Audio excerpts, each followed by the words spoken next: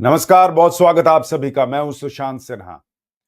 देश नहीं, दुनिया भर में इस वक्त चर्चा है कि अहमदाबाद में एयर इंडिया का जो प्लेन क्रैश हुआ, बोइंग 787 ड्रीमलाइनर, आखिर वो क्रैश हुआ कैसे? क्या वो सिर्फ हादसा है या कोई साजिश का एंगल भी हो सकता है? और आज इस वीडियो में आपको वो जो तमाम कारण बताए जा रहे हैं उसके बारे में एक एक चीज बताऊंगा। साथ ही ये भी बताऊंगा कि क्या जब प्लेन टेक ऑफ कर रहा था उस वक्त कुछ ऐसा हुआ था, उस वीडियो में कुछ ऐसा है जो आज आप देखेंगे तो आपको पता चलेगा कि आखिर ये प्लेन क्यों गिरा है। आज वो वीडियो भी आपको दिखाऊंगा। लेकिन आप देखिए कि किस तरीके से पूरे देश में इस वक्त और पूरी दुनिया में, मतलब इंटरनेशनल हेडलाइंस हैं, what cause the air India crash. पूरी दुनिया में, मैं आपको बता रहा हूं, पूरी दुनिया में चर्चा है कि भाई प्लेन कैसे गिर गया एयर इंडिया का, और वो कोई मामूली प्लेन नहीं था, बोइंग 787 था। और इसलिए दुनिया जानना चाहती है कि इसमें हुआ क्या है। एयर इंडिया का विमान 30 सेकंड में कैसे क्रैश हो गया। न्यूयॉर्क टाइम्स से लेकर बीबीसी से लेकर हर जगह ऐसी हेडलाइंस छप रही हैं। और इसलिए मैं आपसे भी पूछना चाहता हूं, आपके हिसाब से आपको सिर्फ ये हादसा लग रहा है या आपको लगता है कहानी कुछ और है? कमेंट करके जरूर बताइएगा, क्योंकि सोशल मीडिया पे बहुत सारी थ्योरीज चल रही हैं। कुछ लोगों को वो गुरपतवंत सिंह पन्नू का वो पुरानी धमकी पिछले साल वाली याद आ रही है, जिसमें उसने एयर इंडिया के विमान को लेकर धमकी दी थी। कुछ लोग उसके वीडियो डाल रहे हैं कि क्या ये भी हो सकता है। मुझे नहीं लगता इसकी इतनी औकात और इसकी इतनी हैसियत है कि ऐसा कर सकता है, तो इसलिए इसको तो इग्नोर ही करें। दूसरा, कुछ लोग ऐसे भी डाल रहे हैं कुछ पोस्ट कि भाई you get the biggest attack that India will ever see on its soil is currently being planned in Afghanistan, और लोग लिख रहे हैं posting without any comments। तो सोशल मीडिया से लेकर हर जगह इस तरह की थ्योरीज की भी चर्चा चल रही है कि सब कुछ सामान्य नहीं था क्या, कोई साजिश भी हो सकती है क्या। और इसलिए इस पूरे मामले में जांच बहुत अहम हो जाती है। अभी तक साजिश का कोई एंगल दिखा नहीं है, ये मैं स्पष्ट कर दूं। लेकिन साजिश की थ्योरी क्यों लोगों के मन में आ रही है? क्या बात हो सकती है? क्या सब कुछ सामान्य था तो प्लेन उड़ते ही 30 सेकंड में कैसे गिर सकता है? ऐसे बहुत से प्रश्न हैं। और अब जो एक वीडियो सामने आया है जिसके बारे में मैं आज आपको विस्तार से बताऊंगा, इस फोटो को आप देखिए, ये उसका क्लियर शॉट कहा जा रहा है। अभी तक जो आप वीडियोस देख रहे हैं वो मोटे तौर पर वो वीडियो है जिसमें कि आपको प्लेन को उड़ता हुआ दिखाया गया और फिर वो क्रैश हुआ है, लेकिन वो किसी स्क्रीन से रिकॉर्ड किया है। आज मैं आपको दिखाता हूं वो जो ओरिजिनल वीडियो था जिसमें आपको धमाके की आवाज भी सुनाई देगी। इसको एक बार देखिए। फिर इस वीडियो में बहुत कुछ ऐसा है जो आज आपको जानना चाहिए, फिर उसके बारे में डिटेल से बताऊंगा। पहले जरा इस वीडियो को देखिए एक बार।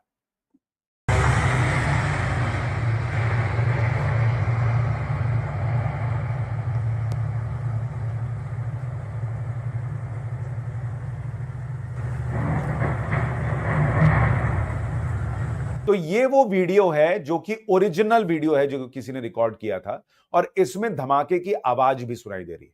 लेकिन उसके अलावा भी कुछ है जो आज आपको देखना चाहिए, जिसके बारे में आगे बात करूंगा। लेकिन आप इस मामले की गंभीरता को समझिए कि खुद प्रधानमंत्री नरेंद्र मोदी अहमदाबाद पहुंचे हैं और उन्होंने इस पूरे घटनाक्रम का जायजा लिया कि हुआ क्या है। उनको एक एक डिटेल समझाई गई है, बताई गई। गृह मंत्री अमित शाह तो कल पहुंचे ही पहुंचे थे। लेकिन अब मैं आता हूं कि अलग अलग थ्योरीज क्या चल रही हैं और इस वीडियो में है क्या जो मैं आपको बताना चाहता हूं। देखिए, कुछ लोग कह रहे हैं, चर्चाएं जो चल रही हैं, जो सवाल उठ रहे हैं कि क्या फ्यूल कंटेमिनेशन हो गया था। भाई, जो जेट का इंजन था उसमें कुछ गड़बड़ी थी, क्योंकि कई एक्सपर्ट्स का कहना है कि अगर तेल में गड़बड़ी हो जाए, उसमें कंटेमिनेशन हो जाए, मिलावट हो जाए, तो इंजन सीज कर जाते हैं।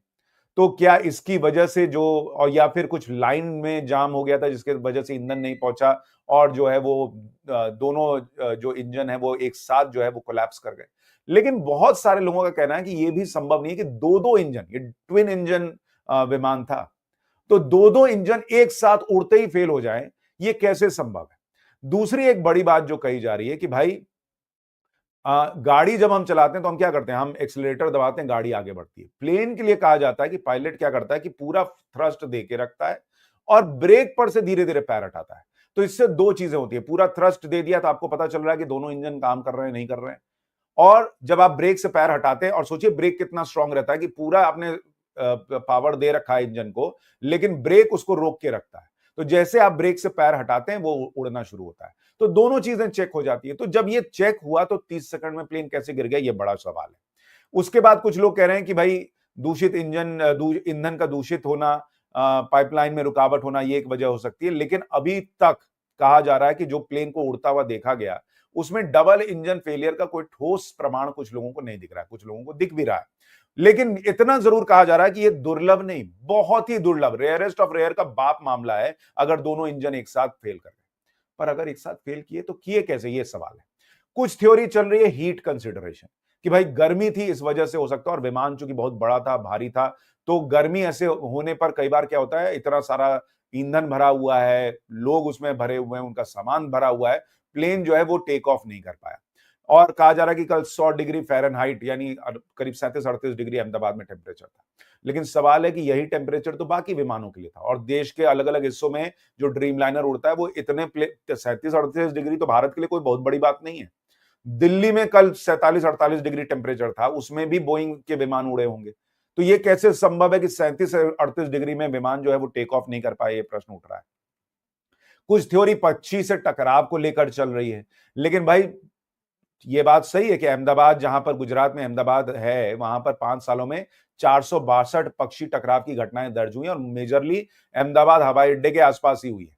लेकिन प्लेन से अगर पक्षी भी टकराएगा तो कुछ धुआं तो निकलेगा, कुछ तो होगा, एकदम टकराया और प्लेन गिर गया, वो भी इतना बड़ा प्लेन, ये कैसे संभव है? और एटीसी जब अप्रूवल देता है तो वो सब देख दाख के देता है भाई कि कोई प्लेन कोई पक्षी वक्षी तो नहीं आ रहा। तो ये भी बहुत हल्का मामला लगता है कि इस तरह से ऐसे कुछ हो सकता है। फिर क्या हो सकता है?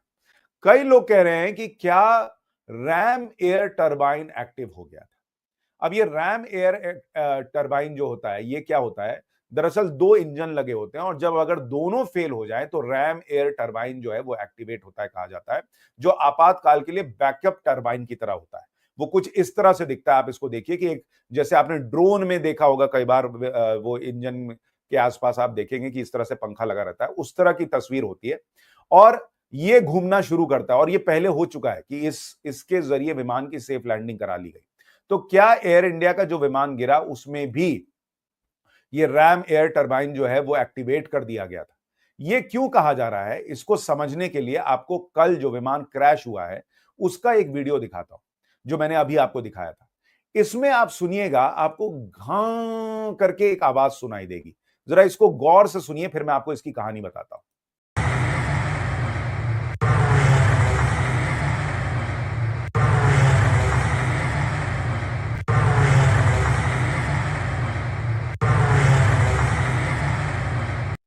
तो आपने ध्यान दिया, ये अजीब सी घों करके आवाज जो है वो सुनाई दे रही है।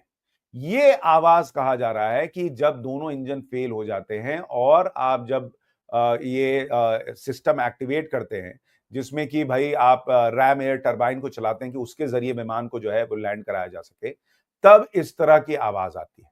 तो क्या दोनों इंजन ही फेल हो गए थे और इसलिए मे डे चिल्ला रहा था पायलट और उसने जो है ये रैम एयर टरबाइन खोल दिया था? क्योंकि इस तरह की घटनाएं पहले भी हुई हैं। एक जापान एयरलाइन का विमान इसी तरह की आवाज के साथ लैंड हुआ था और उसमें भी रैम एयर टरबाइन खुला हुआ था। जरा आपको वो वीडियो दिखाता हूं, इसमें भी गौर कीजिए कैसे वो टरबाइन खुला दिख रहा है और उसमें भी सेम ऐसी ही आवाज लगभग सुनाई देगी। जरा इसको एक बार गौर करके देखिए।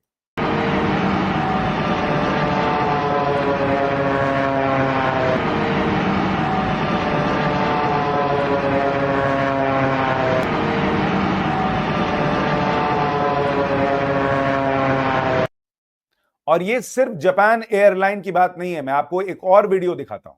इसी तरह से एक और विमान लैंड हुआ था, उसमें भी सेम आवाज थी। जरा इसको भी गौर करके सुनिए।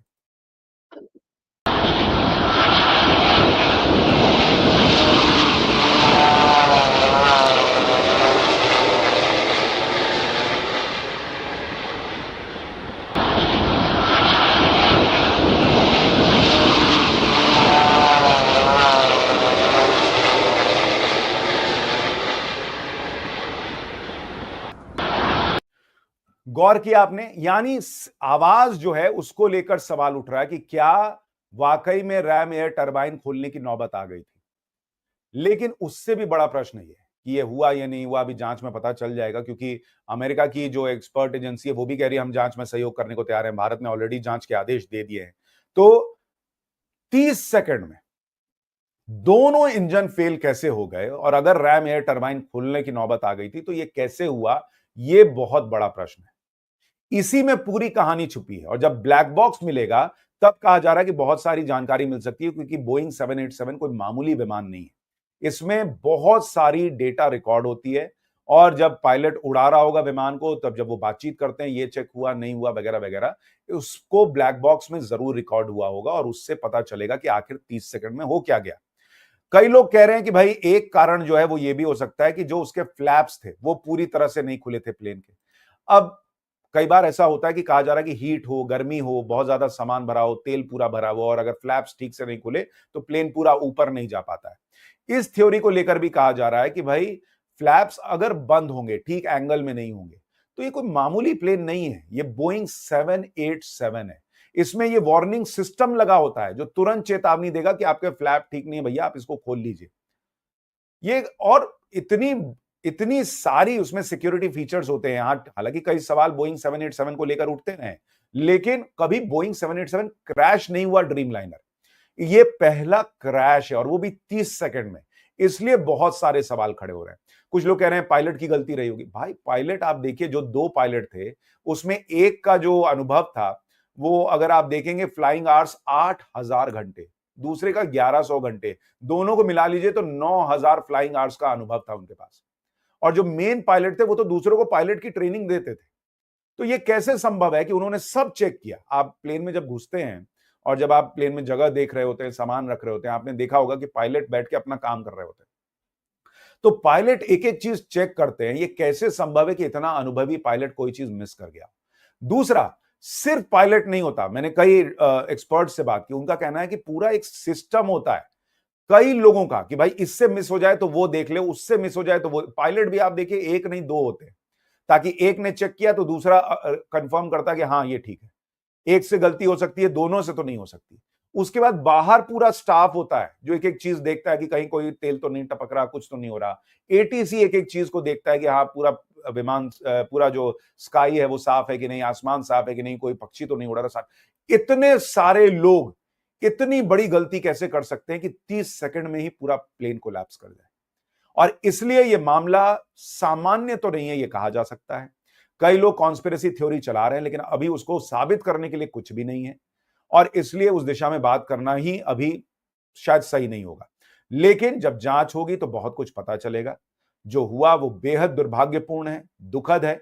कई लोग अब प्लेन में सफर करने से डर रहे हैं, लेकिन ये याद रखिए कि फ्लाइट्स जो होती है वो दुनिया की सबसे सेफ मोड है ट्रांसपोर्टेशन की। इससे कहीं ज्यादा हादसे सड़क पर होते हैं, रेल के होते हैं, दूसरे हादसे होते हैं। रोज दुनिया भर में हजारों प्लेन उड़ते हैं और वो सेफली लैंड करते हैं और कल भी किए हैं। इसलिए घबराने की जरूरत नहीं है। जो हुआ है वो दुखद है। क्यों हुआ है ये जानना जरूरी है और अगर कोई गलती हुई है तो उससे सबक लेना होगा। कुछ और है तो वो भी पता चल जाएगा, वो छुप नहीं पाएगा। आपकी राय क्या है? कमेंट करके जरूर बताइएगा। नमस्कार।